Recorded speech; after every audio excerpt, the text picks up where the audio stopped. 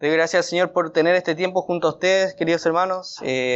Pensaba mucho en la frase que decía el pastor, ya todo está, la mesa está lista. Es una hermosa frase, en verdad. El centro del culto, de reunirnos, de juntarnos el día de hoy es poder escuchar la palabra del Señor y damos gracias al Señor por eso. En lo personal doy gracias al Señor por poder compartir la escritura junto a ustedes. Fue una semana muy cansadora, con muchas cosas que hacer, empezando en un puesto nuevo de trabajo, también los días martes, los días sábados haciendo clases. Pero el Señor me confrontó muchas veces en esta semana con el hecho de que no existe nada más importante que estudiar la Escritura. No existe nada más importante que estudiar la Escritura. Pablo le decía a Timoteo, ya casi despidiéndose en algún momento, le dijo, entre tanto que voy, dijo, procúrate ¿de qué? De la lectura, de la enseñanza y ¿qué más? La exhortación. Son tres cosas tremendamente importantes que no pueden faltar en ningún tipo de enseñanza que parta de que digas partir de la Escritura. Tú lees el texto, enseñas el texto y exhortas con el texto. Son tres cosas que uno tiene que hacer. Son todas las cosas que el predicador de la Escritura tiene que hacer. Leer, enseñar el texto y exhortar con el texto. No pueden faltar ninguna de esas tres cosas. Y doy gracias al Señor por eso, por tener este tiempo. Solamente vamos a ver 2 versículos hoy día. Decía, bueno, voy a tratar de no pasarme porque son 2 versículos. Hay personas que tuvieron más versículos y no se demoraron tanto. Pero la verdad que al estudiar, hermanos, me di cuenta que tiene una tremenda profundidad este pasaje. Me costó muchísimo resumir. Tuve que sacar algunas cosas con el dolor de mi corazón. Le puedo compartir los apuntes si es que usted quiere profundizar un poquito más con respecto al tema. También tuve una experiencia muy bonita en el trabajo para poder agilizar un poquito mi tiempo de estudio. Esta semana traté de llegar un poquito antes a la oficina e imprimí el libro de Santiago en un documento Word, sacándole los títulos, algo que normalmente hago, y empiezo a hacer anotaciones. Y entre eso llega un compañero a la oficina y me preguntó qué estaba haciendo. Y le comenté lo que estaba haciendo y me dijo, a mí me gusta también leer, yo leo muchos libros de autoayuda, y yo lo notaba afligido, lo notaba muy afligido. Por lo que él se abrió, me contó de que tiene muchos problemas familiares, que tiene un hijo con muchos problemas de salud, y eso le ha estado afligiendo su corazón. Y él decía, por eso yo leo mucho sobre autoayuda, porque me siento muy deprimido con respecto al tema. Entonces me decía, si quieres podemos compartir libros ya que te gusta leer. Entonces yo en ese entretanto le dije, yo puedo compartir contigo libros, tengo muchos libros en la casa, llenos de polvo, pero tengo libros. Pero lo más importante es que yo leo la Escritura, y no existe nada más importante que leer la Escritura. Si quieres te presto lo que estoy leyendo, si quieres te regalo una Biblia. Y entonces no pudimos avanzar más en la conversación por otros temas, pero fue un buen tiempo. El Señor hasta en ese punto me bendijo. Así que le doy gracias al Señor, hermanos, por poder compartir este tiempo junto a ustedes. Como bien saben, hermanos, estamos en la serie a través del libro de Santiago. La serie es Cómo vivir la fe en medio del mundo. Ya tuvimos muchas enseñanzas de mucha bendición. También doy gracias al Señor por eso, de tremenda bendición para cada uno de nosotros. Y vamos avanzando. Vamos a hacer un breve repaso. Recapitulemos un poquito acerca de las cosas que hemos estado viendo. El autor es el apóstol Santiago, ¿cierto?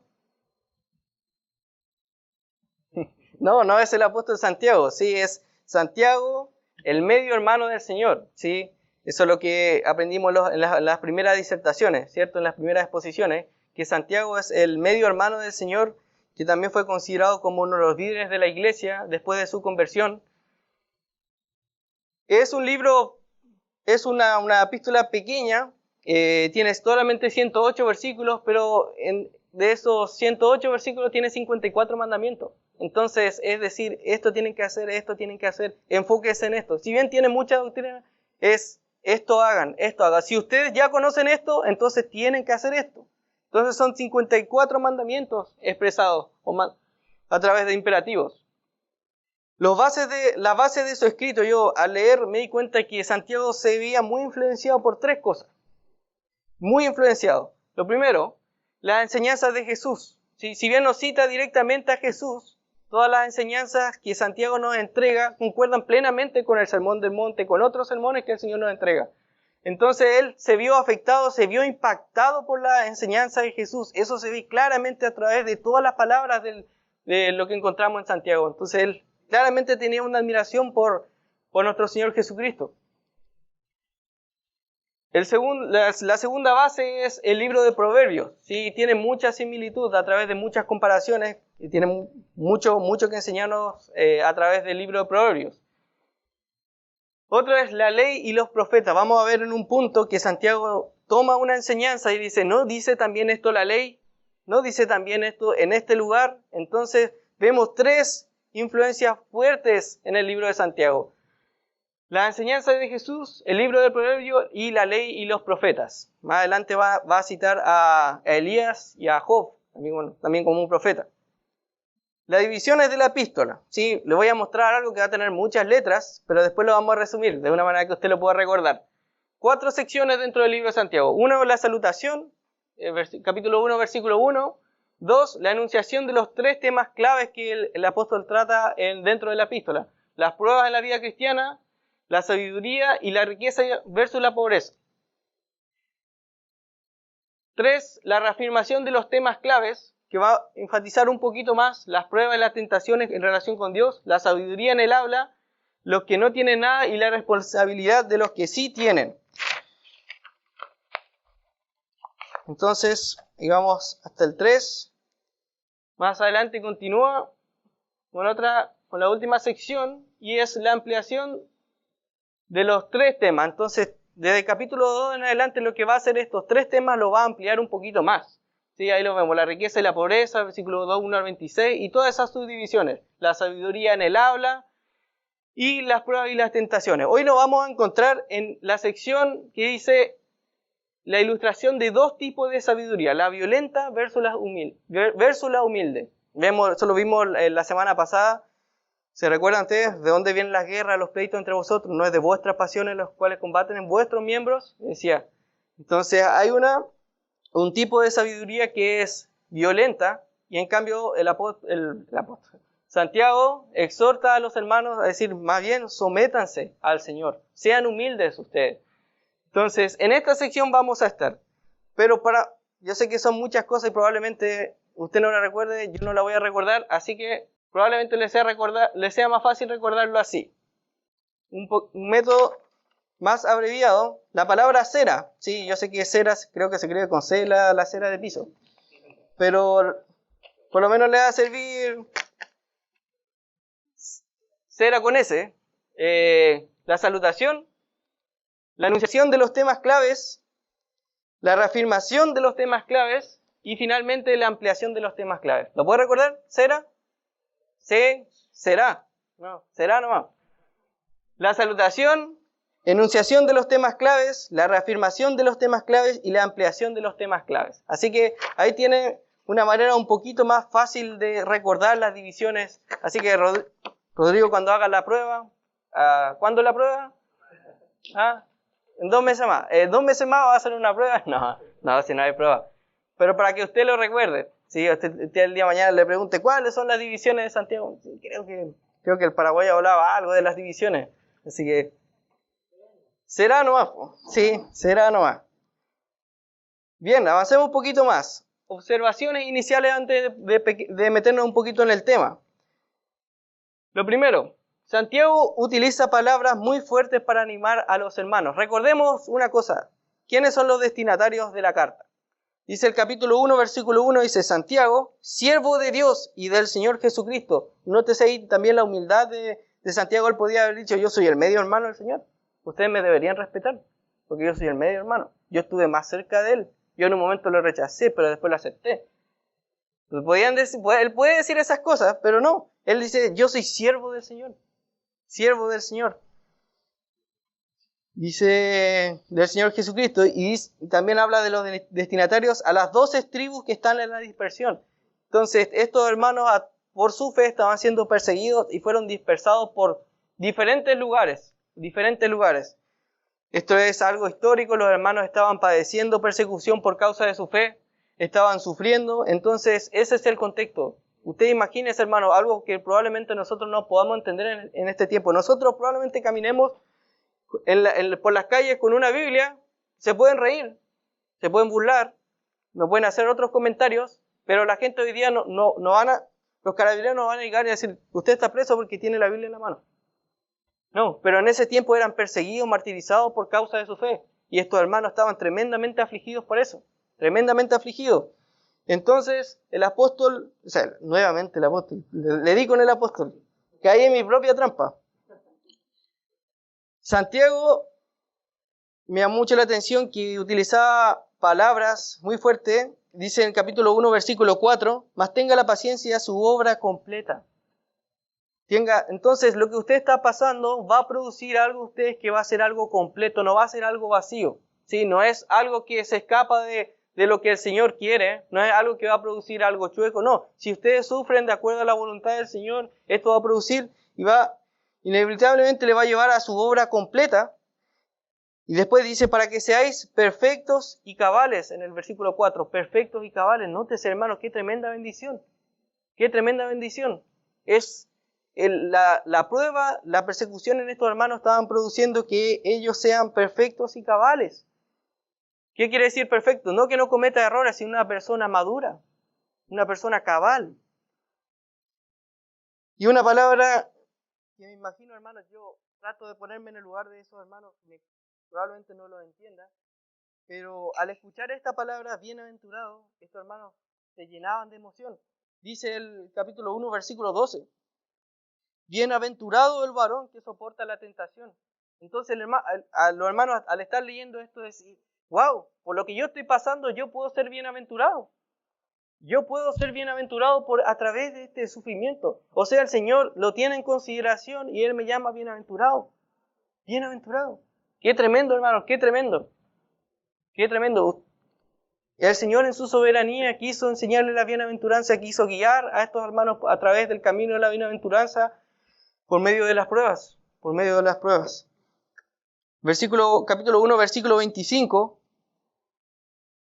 Dice, mas el que mira atentamente en la perfecta ley, la de la libertad, y persevera en ella, no siendo oidor olvidadizo, sino hacedor de la obra, este será, ¿qué cosa? Bienaventurado nuevamente, bienaventurado 2 veces. Perfectos, cabales, bienaventurados. Y esto me impactó mucho al leerlo, capítulo 5, versículo 11, un poquito más adelante. Dice, he aquí tenemos por bienaventurados a los que sufren. Qué tremendo, hermanos. Esto, a los ojos de los hombres, estos hermanos eran miserables. Eran miserables. No tenían morada fija. Andaban como errantes de aquí para allá. Pero a los ojos del Señor, estos hermanos eran bienaventurados. Bienaventurados. Qué tremendo. Qué tremendo. Gloria al Señor por lo que Él nos quiere enseñar a través de las pruebas. A través de guiarnos por caminos donde no entendemos la voluntad del Señor. El Señor tiene un propósito. El Señor tiene un propósito. Y es más, en capítulo 1, nuevamente vuelvo para allá, capítulo 1 les hace un énfasis tremendo. Capítulo 1, versículo 16, dice, amados hermanos míos, no erréis. Toda buena dádiva y todo don perfecto desciende de lo alto. Ahora, estos hermanos me imagino que luchaban en su corazón de decir, ¿cómo? Si toda dádiva y todo don perfecto desciende del Señor, ¿cómo nos manda esta prueba? Él está diciendo, bueno, esto está produciendo en ustedes que sean perfectos y cabales. Perfectos y cabales, y además el Señor le va a entregar todas las cosas en abundancia, todas las cosas buenas provienen de Él. Qué tremendo, hermanos, qué tremendo. Probablemente hay cosas que nosotros leamos y la pasemos desapercibido, probablemente conozcamos de memoria estos pasajes. Pero para estos hermanos era de tremenda bendición, de tremenda bendición. Bien, eso también lo vamos a ver un poquito más adelante, así que me lo voy a saltar. Ya. Leamos el pasaje, hermanos, leamos el pasaje que vamos a estar hoy día y luego vamos a orar. Santiago capítulo 4, versículo 11. Santiago capítulo 4, versículos 11 y versículo 2. Dice así: Hermanos, no murmuréis los unos de los otros. El que murmura del hermano y juzga a su hermano, murmura de la ley y juzga de la ley. Pero si tú juzgas a la ley, no eres hacedor de la ley, sino juez. Uno solo es el dador de la ley. Dice que puede salvar y perder. Pero tú, ¿quién eres para que juzgues a otro? Señor, le damos gracias por este tiempo, Señor. Queremos rogar de tu bendición, Señor. Ya tuvimos un tremendo tiempo de alabanza, Señor. Fuimos exhortados, Señor, a llevar a través de cánticos, Señor, la alabanza a tu nombre, Señor. Pero en este tiempo queremos callar nosotros, Señor. Y queremos escuchar tu palabra, Señor. No permita, Señor, de que yo hable cosas que usted no quiera, Señor. Y permita, Señor, de que usted esté hablando a su pueblo, Señor. Y hable, Señor, comunique su palabra a pesar de mis limitaciones, Señor. Padre, muchas gracias, Señor, en nombre de Cristo Jesús. Amén. ¿Le ha pasado a usted que juzga o murmura muy rápidamente? ¿O soy el único pecador? ¿Qué le ha pasado? Yo pensaba en una ilustración para entender un poquito el tema, pero la verdad decía, puedo tener una ilustración ya que es algo que probablemente le afecta a usted, le afecta a mí, entonces algo que me haya pasado a mí, y pensaba y me llenaba de anécdotas. Quiere decir que he murmurado y he juzgado muchas veces, y lo digo con el dolor de mi corazón. Hoy día tuve que pedirle perdón al Señor por muchos pecados que Él trajo a mi mente. Recuerdo una vez, algo también chistoso, pero también me da un poquito de vergüenza. Una vez me invitaron a hacer clase en un instituto bíblico en Vitacura. Y había varios hermanos, y un hermano siempre se sentaba al frente, muy cerquita.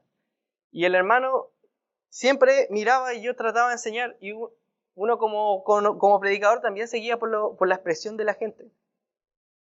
Y el hermano se paraba y miraba siempre así, como raro. Miraba, ¿qué estás diciendo? Y yo decía, ¿estaré diciendo algo mal? Siempre he dudado de lo que estaba diciendo. Y ¿será que estoy diciendo mal el versículo? No sé, quizá no está de acuerdo. Y me pasaba muchos rollos, quizá la tercera clase, todavía guardaba eso en mi corazón, hasta que un día me armé de valor. Le dije, voy a hablar con el hermano, probablemente él me tenga mala, no sé, probablemente tenga algo contra mí, o probablemente no estoy de acuerdo, así que probablemente yo le pueda guiar, él me pueda expresar, pero es necesario que lo hablemos. Así que me senté, hermano, ¿sabe qué? ¿Cómo le ha parecido las clases? Me decía, no, hermano, me pareció de mucha bendición. Y allá, bueno, ya mis argumentos se cayeron. Me ha parecido de mucha bendición. Yo le decía, pero hermano, sé que disculpe que se lo diga, pero a veces en sus expresiones lo encuentro como disgustado. Y él me decía, no, hermano, lo que pasa es que yo soy sordo de un lado. Entonces tengo que hacer esto y así, y me cuesta escuchar. Y me pareció tan chistoso que nos pusimos a reír. Le decía, hermano, perdóname porque te juzgué muchas veces. Dos cosas. Uno, juzgué al hermano muy rápidamente. Lo otro es que lo hice sin conocer todas las causas. Y en mi corazón también murmuré, que también lo comenté con otro hermano.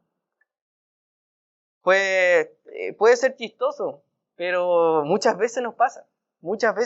Probablemente usted también, mientras yo le esté contando muchas cosas, usted también recuerde cosas que le han pasado. Ahí está el versículo por ese caso. Sí. No, leámoslo de nuevo. No. Hermanos míos, no murmuréis los unos de los otros. Mire, eso es algo que le voy a enseñar, vamos a recapitular con respecto a algo que Rodrigo ya nos enseñaba. Cuando Santiago llama la atención de sus hermanos, ya sea a través de decirle hermanos o hermanos míos, amados hermanos, siempre es seguido de una exhortación. Él exhorta a través de estas palabras, es una forma de llamar la atención, de decir, hermanos amados, hagan esto. De forma imperativa, quiere decir, tened, hagan estas cosas, pero positiva, ¿sí? Positiva, hagan estas cosas, o no hagan estas cosas, eso es negativo. Hay 5 veces, capítulo 1, versículo 2, hermanos míos, tened por sumo gozo. Capítulo 1, versículo 19, Por esto, mis amados hermanos, todo hombre sea pronto para oír. Capítulo 2, versículo 1. Hermanos míos, que vuestra fe en nuestro Señor, glorioso Señor Jesucristo sea sin acepción de personas. Capítulo 2, versículo 5. Dice, hermanos míos amados, oíd, no ha elegido, entonces, hermanos míos amados, oíd. Capítulo 5, versículo 7. Por tanto, hermanos, tened paciencia hasta la venida del Señor. Entonces, son 5 veces que yo pude notar que esta fórmula se repetía. Hermanos míos, hermanos amados, y seguido de una exhortación. Ahora, son 5 veces que positivamente le dice que ustedes tienen que hacer esto. Pero también está del otro lado, de forma imperativa, pero no tienen que hacer esto. Dice el capítulo 1, versículo 16. Capítulo 1, versículo 16. Amados hermanos míos, no erréis. No erréis. Entonces, no solamente tienen que hacer, sino que también no erren en estas cosas. Capítulo 3, versículo 1. Dice, hermanos míos, no os hagáis maestros. Capítulo 4, versículo 11. El texto que dice, hermanos, no murmuréis. Capítulo 5, versículo 9. Hermanos, no os quejéis. Capítulo 5, versículo 12. Sobre todo, hermanos míos, no juréis. Entonces, son 5 veces de manera positiva y 5 veces de manera negativa. A mí me hacía pensar mucho esto, porque llevándolo un poquito a temas que tienen que ver con nuestro andar diario, siempre decimos, no le digas que no. No hay que decirle que no, porque mientras más le dice que no, más lo va a querer hacer. Yo he escuchado muchas veces, y puede tener cierta lógica, pero Dios expresó su palabra a través de mandamientos negativos y positivos. Por eso dice, amarás a tu prójimo, y también le dice, no adulterarás. Entonces la vida cristiana consiste en cosas que nosotros tenemos que hacer y cosas que no tenemos que hacer. Aunque muchos puedan decir, sí, pero no consiste específicamente en eso, sí, estoy de acuerdo. No es algo netamente externo, pero sí, nuestro andar diario, nuestra santidad involucra que hagamos cosas y que no hagamos cosas. Entonces me hacía mucho pensar a través de esta forma que Santiago tiene de llamar la atención de sus hermanos. No murmuréis. Ahora, en este caso, la prohibición tiene que ver con no murmurar, específicamente en este versículo. Era probablemente un hábito. Era un hábito. Vamos a ver un poquito más adelante qué tenían esos hermanos. El verbo catalaleo significa difamar o desprestigiar. Generalmente se relaciona con emitir palabras duras a personas que se encuentran ausentes. Ese es el uso de la palabra. Entonces, este verbo significa difamar o desprestigiar y tiene que ver con emitir palabras duras cuando esa persona no está. ¿A usted le ha pasado eso? ¿Ha escuchado eso? ¿Cómo ha reaccionado usted? Sí, suena como un rico bocado de pan, como dice el proverbio. Es agradable escuchar eso, el cagüín. Pero, ¿en verdad eso es correcto? ¿Es correcto que usted hable de un hermano mal mientras él no esté? ¿Es correcto que usted escuche cosas malas de un hermano mientras él no esté? Eso lo vamos a ver. Era común probablemente en la actitud de los hermanos encontrarse con este pecado. Y note una observación más con respecto al tema. Dice los unos de los otros. Los unos de los otros. ¿Usted ha escuchado las veces que la Biblia habla de los unos a los otros? Someteos los unos a los otros. Orad los unos por los otros. Muchas veces que la Biblia utiliza esa palabra, los unos a los otros. Edifíquense, ¿cierto? Anímense, ¿cierto? Espérense, decían, para que coman juntos en comunión, decía Pablo en 1 Corintios. Pero en este caso, lo común era que todos los hermanos se estaban difamando. Todos los hermanos se estaban difamando. ¡Qué tremendo! Eso es fuerte, hermanos. Que un grupo de hermanos se estaba reconociendo por difamarse. por hablar mal, por hablar cosas duras a la espalda de una persona. Espero y ruego al Señor de que eso jamás sea un testimonio acá. Jamás, jamás. El siguiente versículo dice, el que murmura del hermano y juzga, dice a su hermano, murmura de la ley y juzga a la ley. Pero si tú juzgas a la ley, no eres hacedor de la ley, sino juez. No juez. Entonces, aquí hay varias cosas que se están añadiendo al texto. Uno es un pecado más, que es juzgar.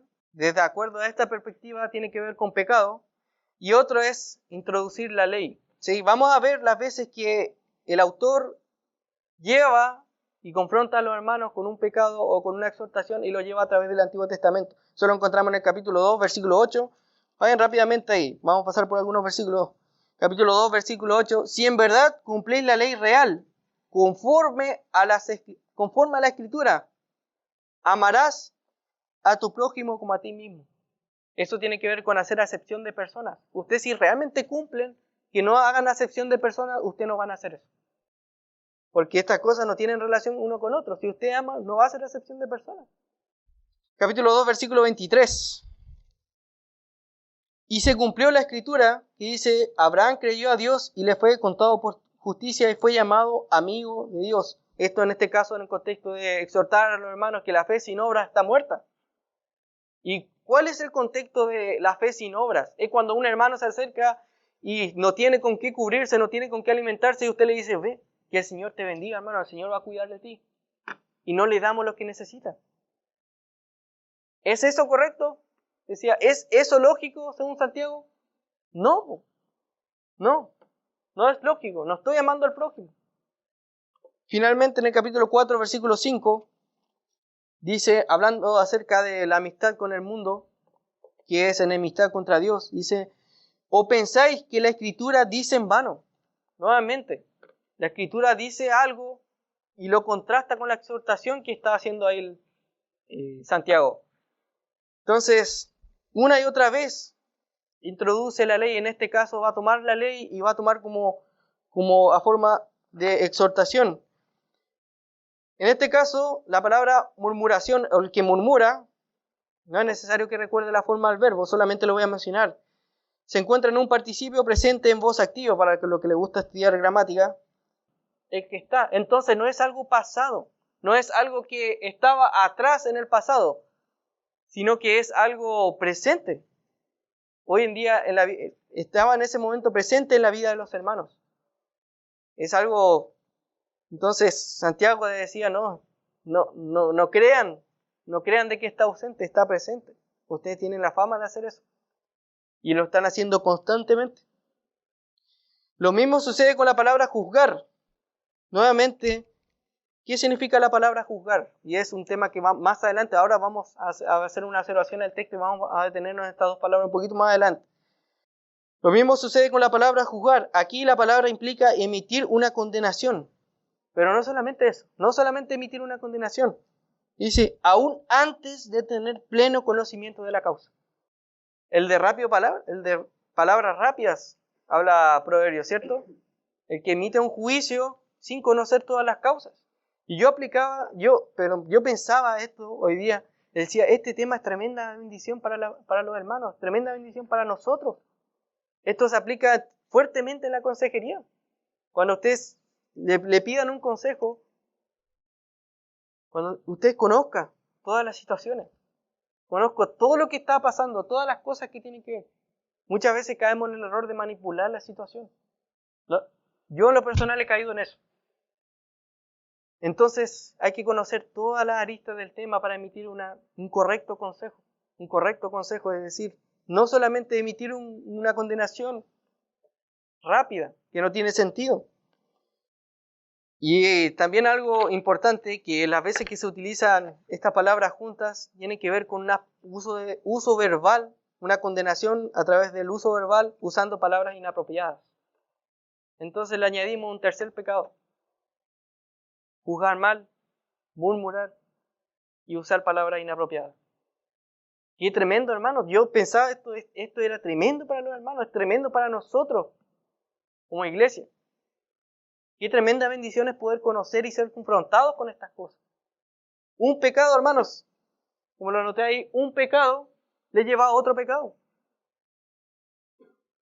Santiago lo dijo en otras palabras.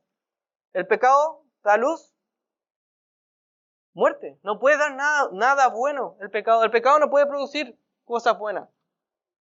Un pecado siempre te va a llevar al otro pecado. No, sí, dejémoslo ahí nomás. No, si yo puedo con esto. Sí. Usted piensa en el rey David, ¿cierto? Un gran hombre del Señor. Tremendo hombre del Señor. Un hombre conforme al corazón del Señor. Cuando él pecó con Betsabé, ¿cierto? La primera falla, no salió a la guerra, ¿cierto? En el tiempo que los reyes salen a la guerra, decía la Escritura. Él tenía que estar en la guerra con el pueblo. Después, estando de ocioso, ¿cierto? Salió, vio a una mujer. Fornicó con ella. Note la secuencia. Encubrió el pecado. Asesinó a Urías Eteo. Y ocultó su pecado frente al Señor. Tuvo que ser confrontado con el Señor para que ese pecado salga a la luz. Y probablemente algo que David no quiso que se sepa y hasta hoy día lo conocemos. Note que un pecado le lleva a otro pecado. Esto es lo que está diciendo. Murmurar, juzgar. Y en este caso, haciendo uso de palabras inapropiadas. Los hermanos, a través de sentarse en el lugar de juez, estaban ocupando un lugar que no les correspondía. Nosotros, con relación a la ley, nosotros, ¿qué nos corresponde? ¿Hacer un juicio? ¿Mal juicio? ¿Murmurar? ¿O qué nos corresponde? Lo leímos más adelante, dice, siendo hacedor de ella. Hacedor. Eso nos corresponde a cada uno de nosotros. Le corresponde a usted y me corresponde a mí. Que usted sea hacedor. No mal juzgador, no murmurador, sino hacedor de estas cosas.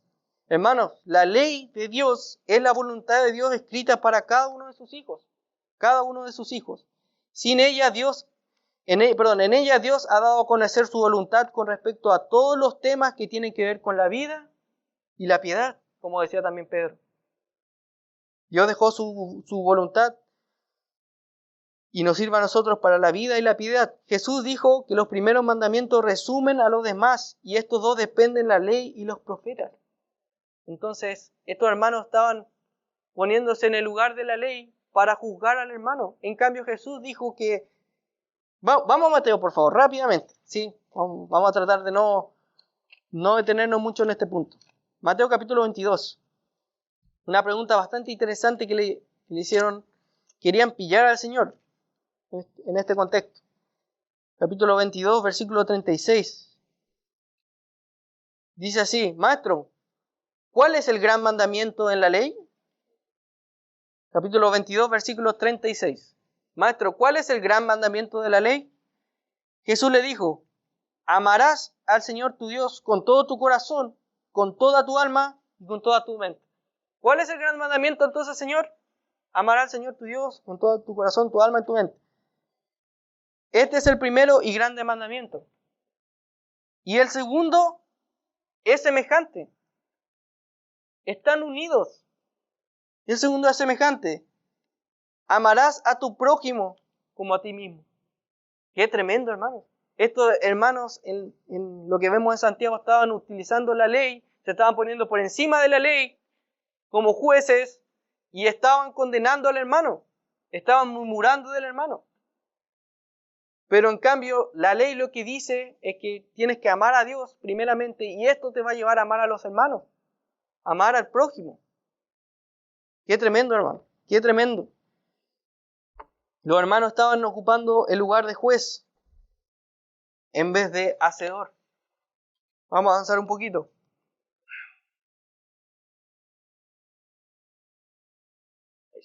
Pero uno solo es el dador de la ley, que puede salvar y perder. Pero tú, ¿quién eres para que juzgues a otro? Los hermanos con estos dos pecados estaban cayendo en el error de ponerse en el lugar del Señor. En cambio, el apóstol hace énfasis en que hay un solo juez justo, santo, que es capaz de juzgar verdaderamente.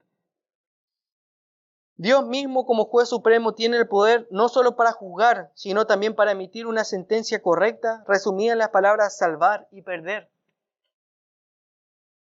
Por lo que el juicio verdadero y justo solamente se obtiene en el Señor. Solamente se obtiene en el Señor. Santiago hace énfasis fuerte en la singularidad de Dios, en la unicidad de Dios. Dice, uno es el dador y el juez. Uno. ¿Dice uno y alguien más? No dice uno. Dice uno.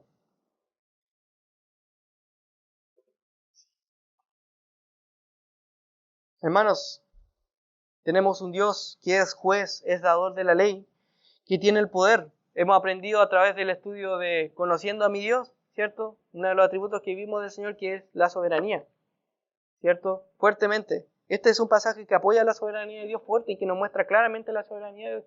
Dios muestra a Dios como juez, como un solo juez en toda la tierra, soberano, y dice que puede salvar y puede perder. Hablando de emitir una condenación. Solamente uno. Eso es tener el poder. Eso es tener la autoridad absoluta en lo que hace. Además, tiene el poder, del capítulo 4, se encuentra en una forma gramatical que es tiempo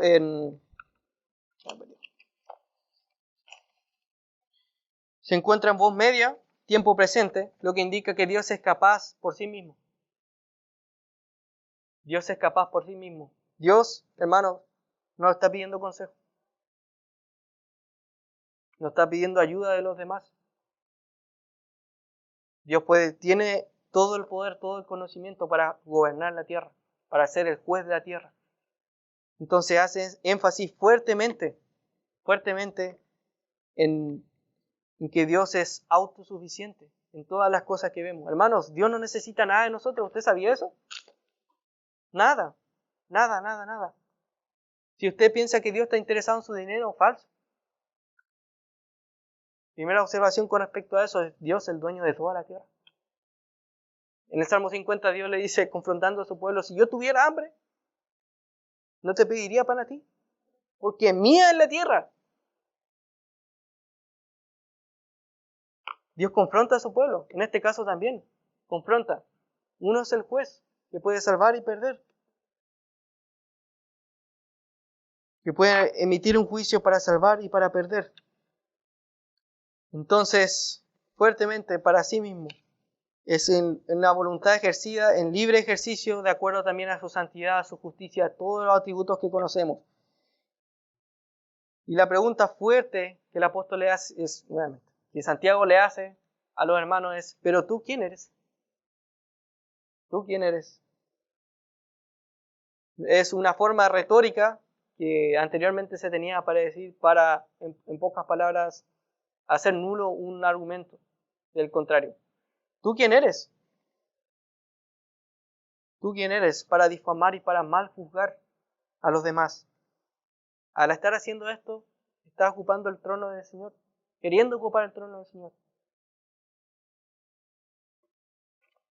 Ahora vamos a hacer un poquito más. Vamos a tomar estas palabras, murmuración, juzgar, y vamos a hacer algunas salvedades, ¿ya?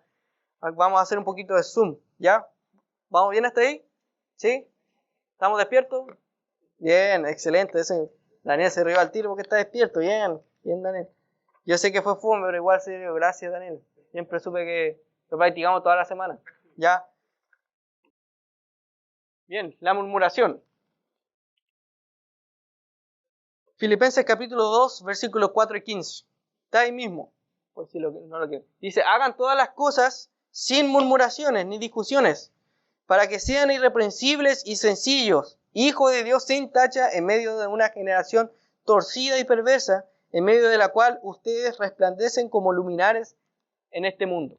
Filipenses capítulo 2, versículos 14 y 15. Usted notó que al leer este pasaje, al dejar la murmuración, utiliza dejar la murmuración y las discusiones, usted puede ser luminario en el mundo. Dice, todas las cosas sin murmuraciones ni discusiones, vara. O sea, si yo tengo murmuración y discusión según este versículo, no soy luminario en el mundo. No estoy resplandeciendo, no estoy reflejando la luz del Señor. El Señor confrontó muchas veces con la murmuración a las personas que lo oían. Y Dios también, a través de todo el Antiguo Testamento. Todo el Antiguo Testamento. Hermano, ¿usted quiere ser luminario en este mundo? ¿Quiere ser ejemplo de las personas? Entonces, no murmure. No difame al hermano. No hable mal del hermano. No escuche esas cosas. Córtela de raíz.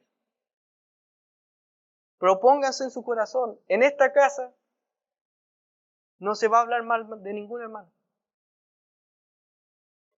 Y existen muchas formas de escuchar Kawin.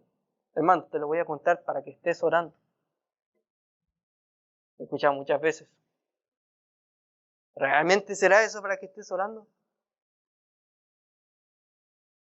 Yo puedo escuchar eso, pero realmente anteriormente ya hablaste con él. ¿Ya fuiste con él? ¿Ya intentaste ganar al hermano?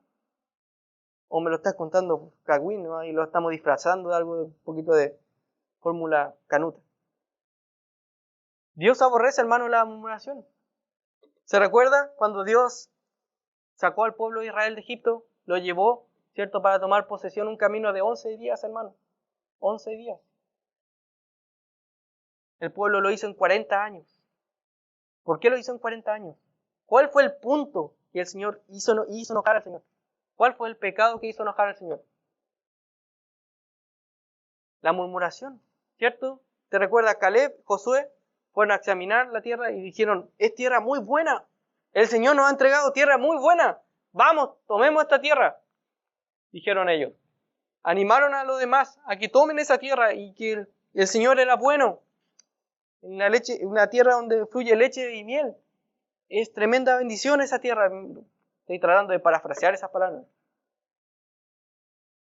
Pero el pueblo decía, no, esto es tremendo. Miren las tremendas murallas. ¿Cómo vamos a entrar ahí? Estas personas están armadas. No, el Señor nos trajo aquí para morirnos porque Él es malo.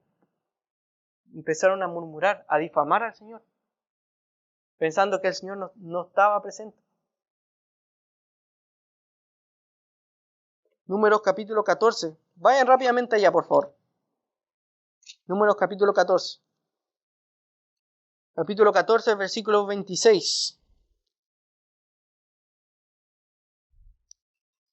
Dice, y habló Jehová a Moisés y a Aarón diciendo, ¿hasta cuándo oiré esta depravada multitud que murmura contra mí? Las querellas de los hijos de Israel que de mí se quejan. Diles, vivo yo, dice Jehová, que según habéis hablado a mis oídos, así haré yo con vosotros. En este desierto caerán vuestros cuerpos, y todo el número de los que fueron contados entre vosotros, de 20 años para arriba, a los cuales han murmurado contra mí. Vosotros, a la verdad, no entraréis en la tierra, a la cual alcé mi mano y juré que los haría habitar en ella, exceptuando a Caleb, hijo de Jefone, y a Josué, hijo de Nun. Entonces Dios se enojó tremendamente por la murmuración. ¿Y usted piensa que Dios ha cambiado, hermano? ¿Usted piensa que Dios hoy día es más complaciente con la murmuración? No, no, de ninguna manera. De ninguna manera. Dios no le agrada la murmuración, Dios la aborrece. Dios la aborrece. ¿Qué hacer frente a la murmuración? ¿Qué nos corresponde a nosotros como hijos del Señor? Vayan a Mateo, por favor. Vayan rápidamente a Mateo. Capítulo 18, por favor.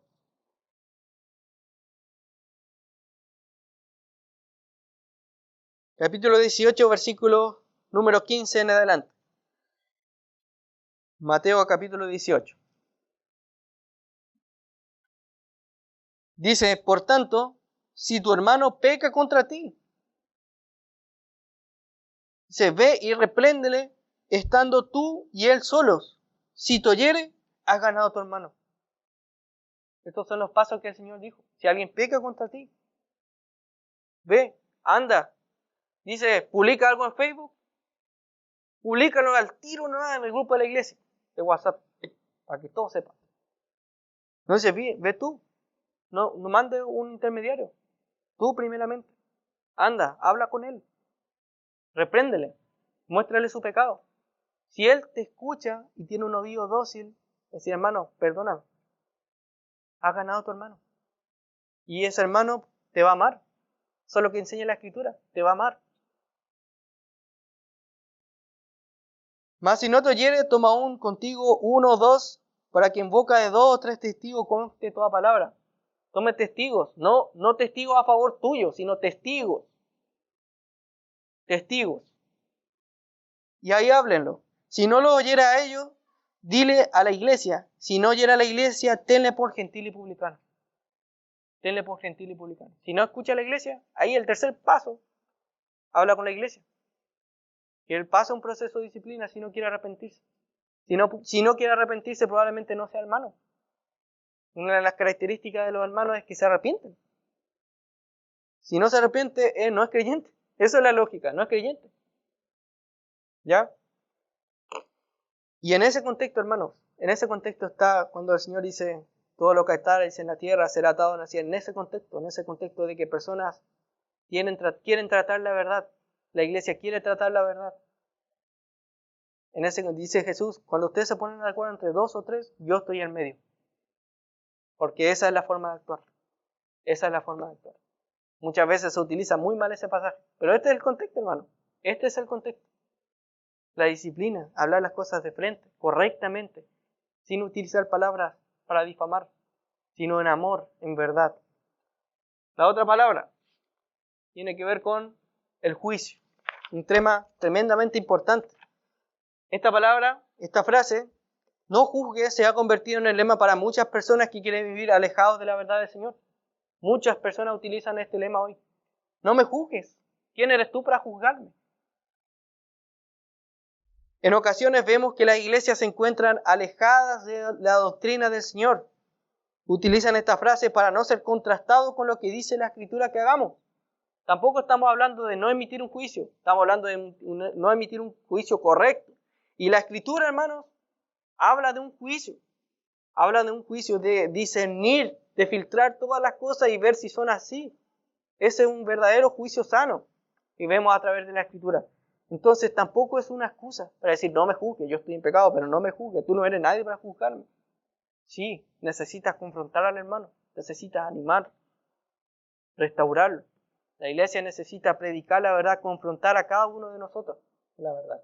Entonces tampoco se trata de tener una excusa. En ese mismo sentir es usado como excusa para aquellas personas que al ser confrontados con su pecado dejan en juicios de las manos de Dios. ¿Estás seguro que quieres eso? Yo le haría esa pregunta a los hermanos que dicen, ¿estás seguro que quieren caer en las manos del juicio del Señor? ¿Qué decía Hebreos? Horrenda cosa es caer en manos de un vivo. En ese contexto, si quieres permanecer en tu pecado, lo peor que te puede pasar. ¿Ya? Dice, siendo que Dios dejó en su palabra instrucciones claras para nuestro andar, hermanos. Claras para nuestro andar. Miren, ¿te recuerda Mateo capítulo 7 cuando dice no juzguéis? ¿Sí? ¿Se le vino a la mente cuando yo les hablaba? Vamos para allá, capítulo 7. Vamos a hacer algunas observaciones. Capítulo 7. No juzguéis para que no seáis juzgados, versículo 1. Porque con el juicio con que juzgáis seréis juzgados, y con la medida con que medís os será medido. ¿Y por qué miras la paja que está en el ojo de tu hermano y no echas de ver la viga que está en tu propio ojo?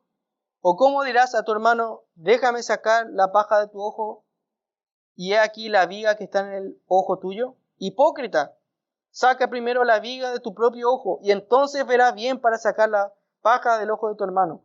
No deis los santos a los perros, ni echéis vuestras perlas delante de los cerdos, no sea que las pisoteen y se vuelvan y los despedacen. Este es muchas veces utilizado, pero hagamos unas observaciones, no voy a meterme mucho en el texto. Jesús no desalentó el juicio. Jesús no desalentó el juicio, sino más bien confrontó a la audiencia con la medida con que se hace el juicio. Con la medida.